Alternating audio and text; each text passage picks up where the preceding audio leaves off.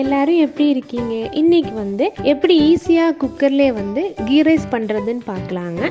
அதுக்காக நான் இங்கே 2 டம்ளர் ஜீரக சம்பா அரிசி எடுத்து வச்சுருக்கேன். அது கூட இந்த கீ ரைஸ் கார்னிஷ் பண்ணுறதுக்காக ஒரு பாதி போல் வெங்காயம் நீளமாக கட் பண்ணி வச்சுருக்கு. கொஞ்சமாக திராட்சை வேணும், அப்புறம் ஒரு 4-5 முந்திரி பருப்பு வேணுங்க. அதுக்கப்புறமா அரிசி கூட நம்ம வேக வைக்கிறதுக்கு ஒரு பாதி வெங்காயத்தை கட் பண்ணி வச்சுருக்கு. அப்புறம் ஒரு சின்ன பீஸ் கேரட்டை இந்த மாதிரி சின்ன சின்னதாக கட் பண்ணி வச்சுருக்குங்க. இனி ஒரு ஃப்ளேவருக்காக உங்களுக்கு பிடிக்கும்னா மட்டும் சேர்த்துக்கோங்க. ஒரு பச்சை மிளகாய் வேணும்.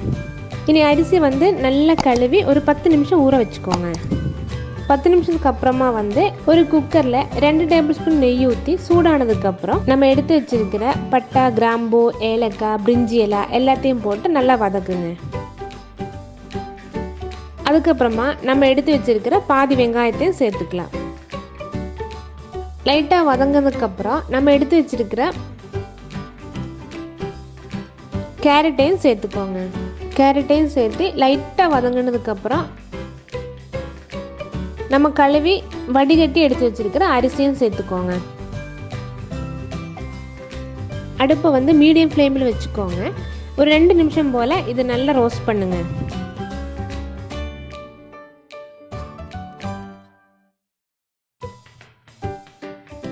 ஒரு 1/2 டீஸ்பூன் உப்பு சேர்த்துக்கோங்க.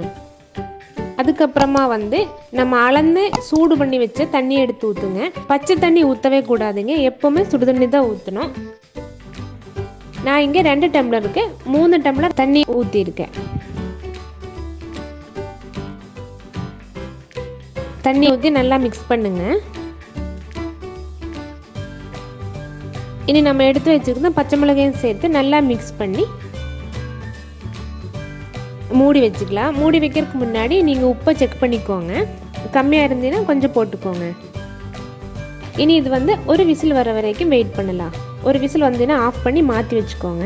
இனி ஒரு பேனில் 2 டேபிள் ஸ்பூன் நெய் ஊற்றி சூடானதுக்கப்புறம் நம்ம எடுத்து வச்சிருக்கிற வெங்காயத்தை போட்டு பொரிச்சு எடுத்துக்கலாங்க. நல்லா ப்ரௌன் கலர் ஆகிற வரைக்கும் நல்லா வறுத்து எடுத்துக்கோங்க. நல்லா பொரிஞ்சு வர்றதுக்காக நான் 1/2 ஸ்பூன் சுகர் சேர்க்குறேன். இது கூட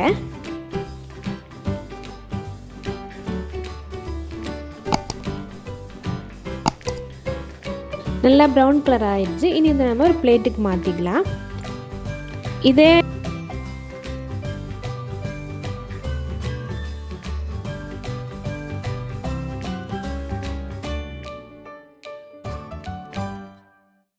நெய்யில் நம்ம எடுத்து வச்சிருக்கிற திராட்சையையும் முந்திரியையும் வறுத்து எடுத்துக்கலாம்.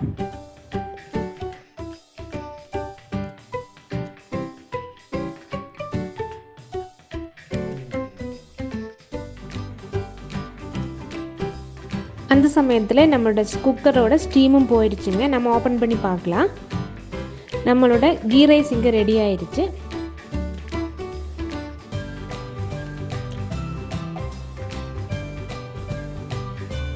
நல்லா சூப்பராக ஒன்றோட ஒன்று ஒட்டாமல் அடி பிடிக்காமல் நல்லாவே ரெடி ஆயிடுச்சுங்க.